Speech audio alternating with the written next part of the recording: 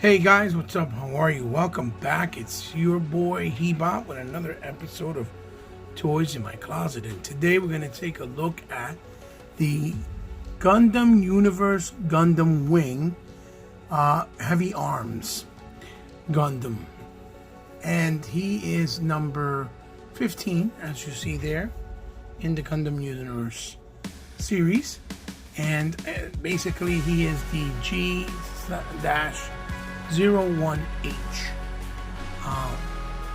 And as you can see, he comes in the window box opening with the little plastic in the front, just showing the figure to a bare minimum, with a beautiful illustration and anime artwork of the Gundam itself, a silhouette of him there in the corner, the Gundam Universe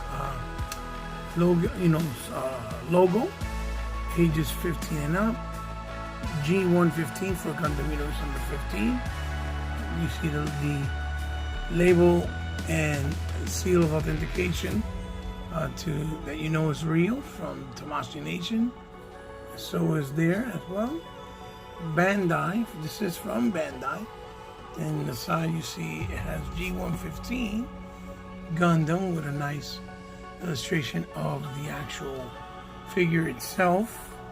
Then on the side it says Gundam Universe, Gundam Heavy Arm, and you see on the top is open with Gundam Universe there with the name Heavy Arms. Then you turn the back and it has a nice illustration of the figure with all this effect and special effects around it, as if the figure was in battle. Another promotional shot there, and then some window box kind of telling you the kind of articulation that it offers and that you can do with him. Then of course down here you have two more of the figures that are from this series, which is the Exia, the female version, and the Freedom Gundam. And then you see Bluefin there, distributed by them, and some legalese and barcode for the Gundam Universe info at gundam.info. So let's take it out the packaging and see what he has to offer and take a closer look at this Gundam Heavy Arms. So sit back, relax, have a digital drink, and I hope that you enjoy join me and enjoy the ride as we review and take a look, or a closer look, at this Gundam figure. And here we have the Heavy Arms Gundam, and he is actually really, really nice looking. Very beautiful colors on it, and I'm not a big savvy Gundam enthusiast, but I do like the Gundam worlds and their robots. I grew up with it. It was from my era and before, and this line is one of those lines that I've been collecting little by little, because I actually like the unified feel of them, that they made them feel more like a actual figure, even though it's cool to do the model kits and build them and paint them and put them together, and a lot of them look really, really great, and with much more detail, colors, and even weapons and accessories. But for what you're getting with these, I think it's fantastic. These are about 6 inches in height. They're made with the actual plastic where you don't have to paint them, but as you can see, they're really nice looking, and they look really clean because they use the plastic for the panels of where they have to be colored. So as you can see, starting with his head, has the nice teal blue in chrome, with the actual mouth guard and the shin, with the little probe thing in the front, with the reds and the yellows, and you see the front guards and the ears coming on the side in white. These are very unique and different looking Gundam. It looks really cool. And then he has the shoulders holder with the grays, the orange, the reds.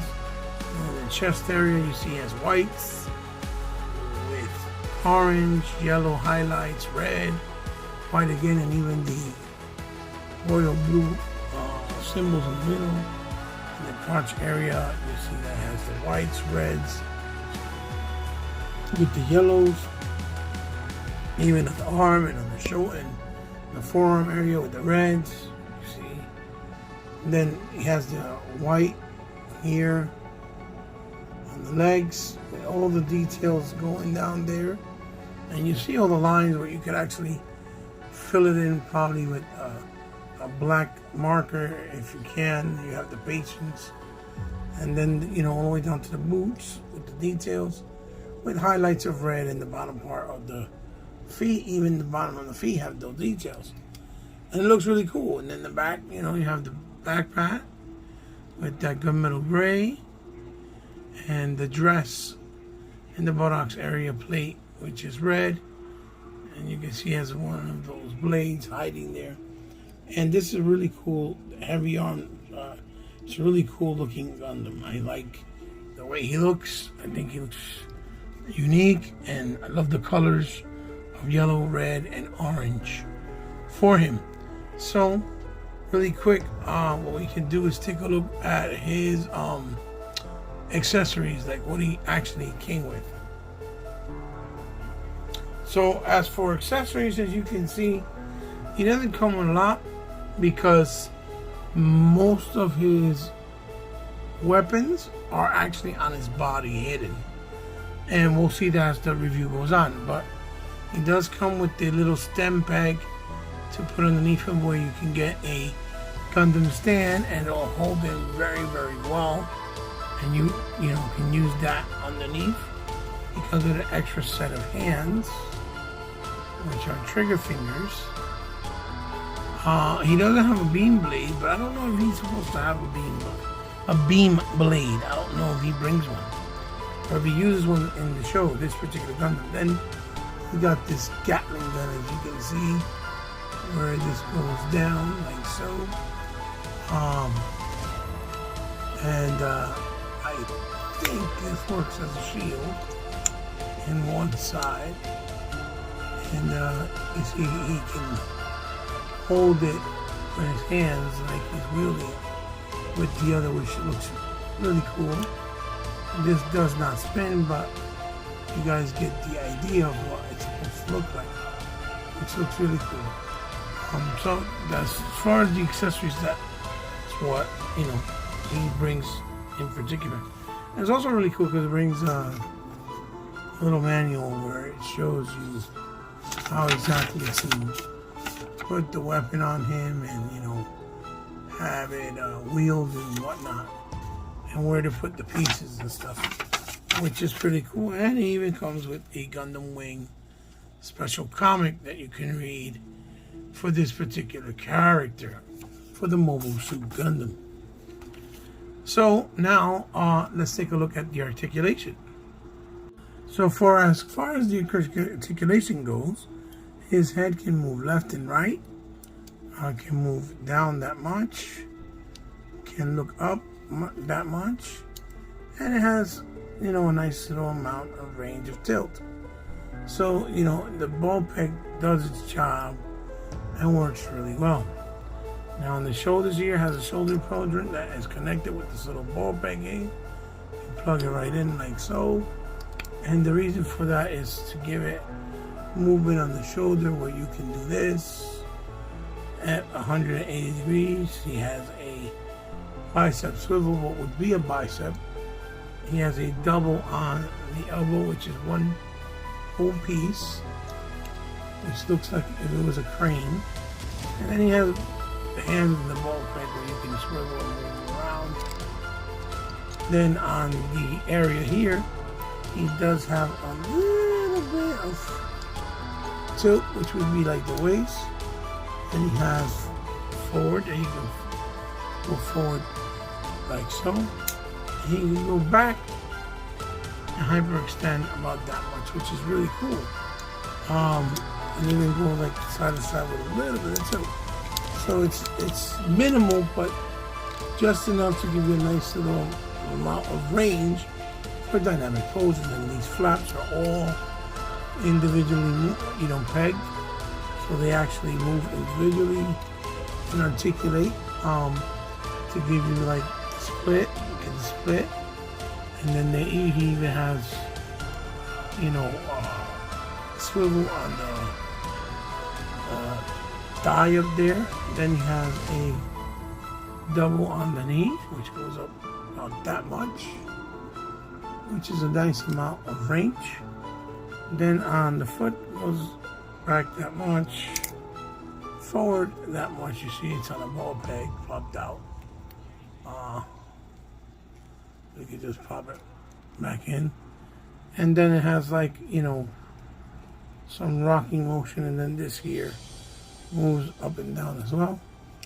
Like I said, and then it has the swivel. So for being a robot and, being something that's not supposed to really have a lot of range and movement for posing, you definitely, I think, have a lot of options of posability for him in this figure. Articulation, I think it's a lot better than expected. So I think it's really cool. So now we're gonna take a quick pause, and I'm gonna put his accessories on him just so we can see what he looks like. So here we have Heavy Arms with his Gatling gun and shield, which looks pretty cool. But what's kind of weird with Heavy Arms is I understand that they call him Heavy Arms because he has a Gatling, and that's the weapon that he's wielding, which is a heavy artillery weapon. But he also has weapons and panel lines and secret weapons all throughout his actual body. And people, you might be wondering, well, how and where? So we'll start off with, if we remove his hand and put away the actual,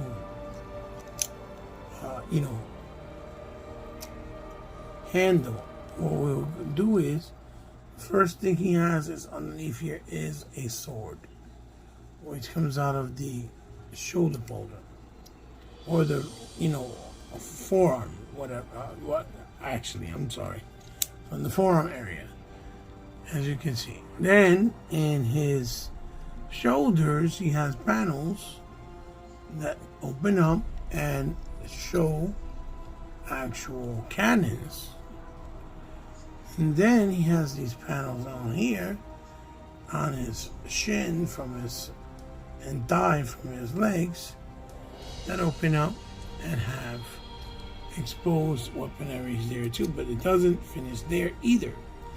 He also has the chest plate where it opens and it exposes some other Gatling machine guns from his chest. So all together, as you can see, this is him in his battle form.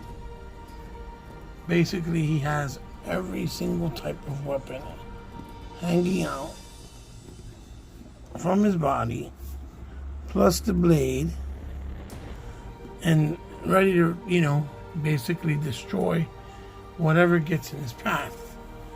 And that's why I said I don't think he uses a beam saber, because he has that metal army knife on his side.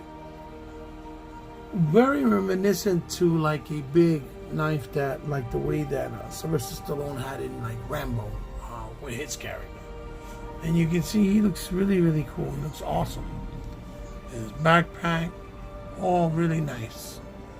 And this is a piece that I can thoroughly enjoy as a figure collector, because it's more like a figure, or it is a figure. Instead of you having to build it as a model that becomes a figure, it's already built and made for you. And I really appreciate that, because I think it's really cool. It feels sturdier. The plastic feels a lot better. The range of articulation, you can tell that, you know, they kind of been working on some stuff, you know.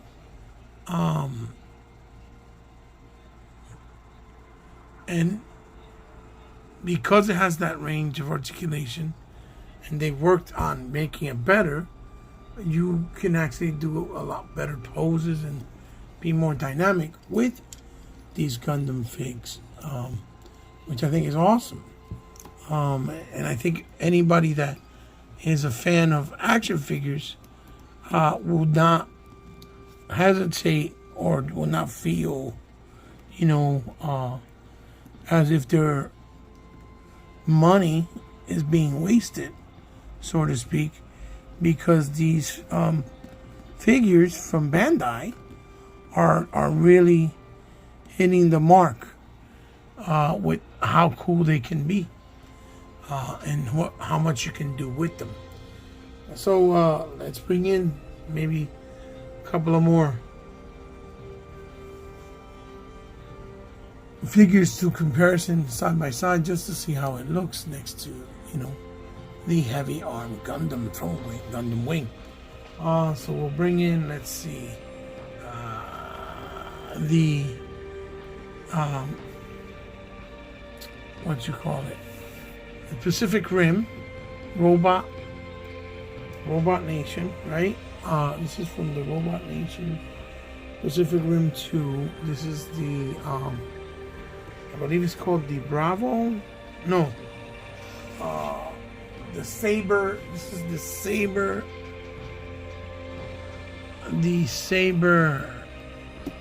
It's the Saber something, but as you can see, it's almost the same size.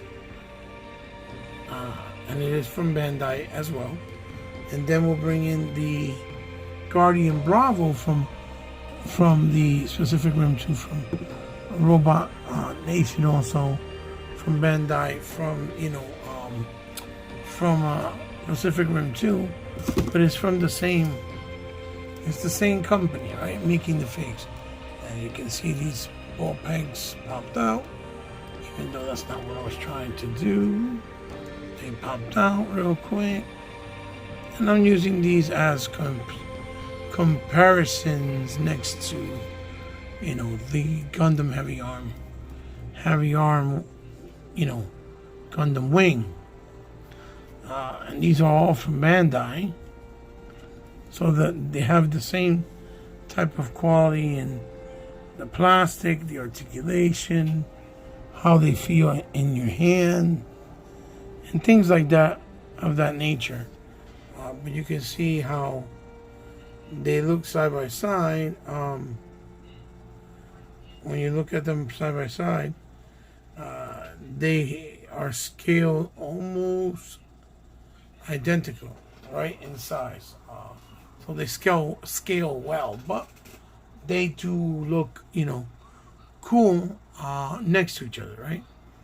So let's bring in some other comparisons real quick. Some other comparisons, like, let's see, what else can we bring in? I'll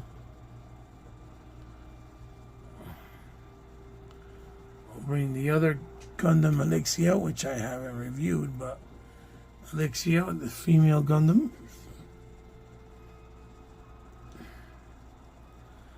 And a Kamen Rider Kuga red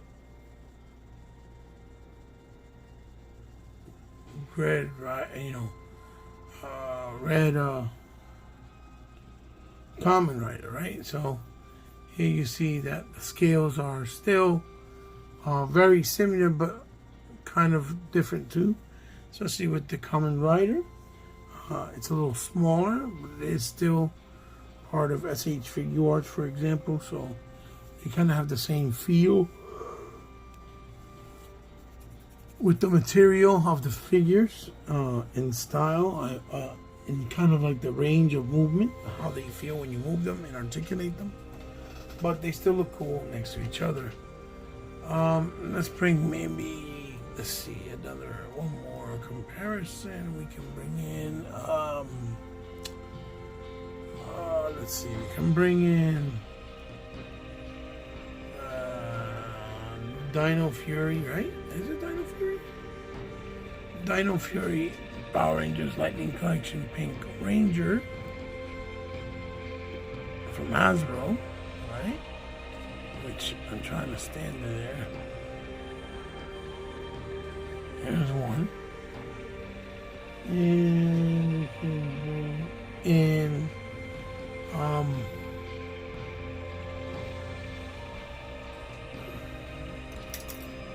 I believe is, let's see what more we can bring in. Let's bring in the DC Universe Classics from Mattel Deathstroke. Just to give you some different lines and an idea of how they would look like side by side, with comparisons, right?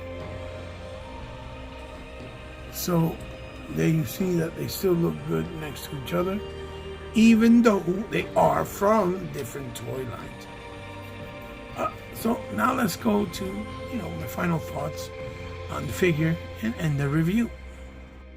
So there you have it, guys. There is my close look at the Bandai Gundam Universe Gundam Wing Heavy Armor. And it's a beautiful piece. It's a beautiful Borg and robot rather, or Gundam in this case.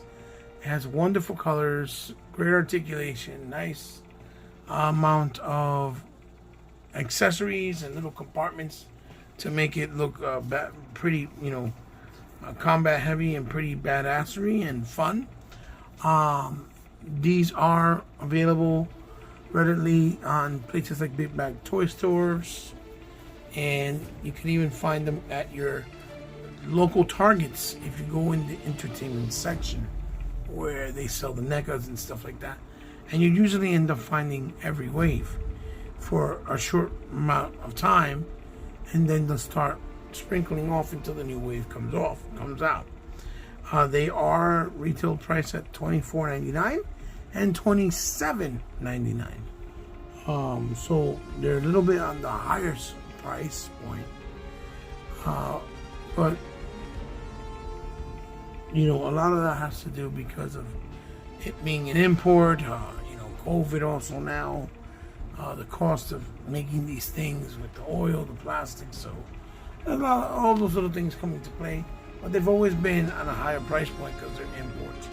And I think this is a very good solution to Gundam collectors, or for Gundam collectors, for their shelves and for their, everyday toy action figure enjoyment, versus, their model kits. If you don't really want to take the time to build the model kit, even though it can be satisfying and very therapeutic, just to create a model of a Gundam, to then have to worry about pieces falling off or getting lost, or maybe not being nice enough scale to be able to play with it with other things that you may already own.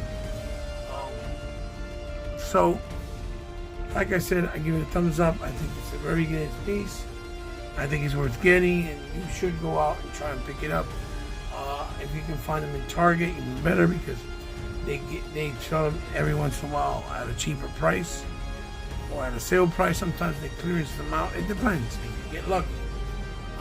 So I give it a thumbs up. Let me know what you guys think down in the description below. If you like the piece, if you don't, if you have it, if you don't have it, if maybe my review would help you want to obtain one and get it for yourself, a piece of this particular piece of heavy armor.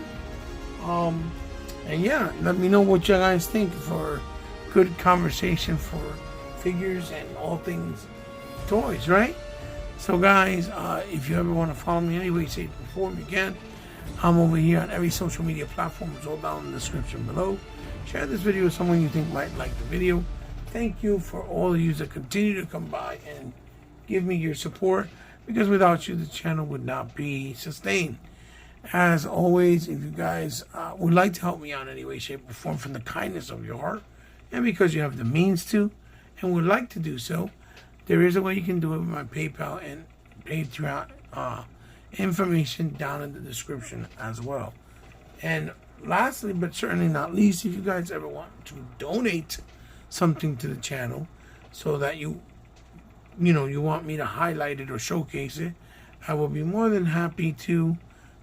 It would be an honor and more than a pleasure to do so. So to do that, just hit me up on one of the DMs on social media platforms, and we'll work out the particulars at that point. All right, guys? So this is your boy signing off with another episode of Toys in My Closet. I am your host, Heba. Keep collecting, guys. Having fun doing it. But remember, be considerate to others while doing something you love in these trying times. I'll see you in the next one. Bye-bye.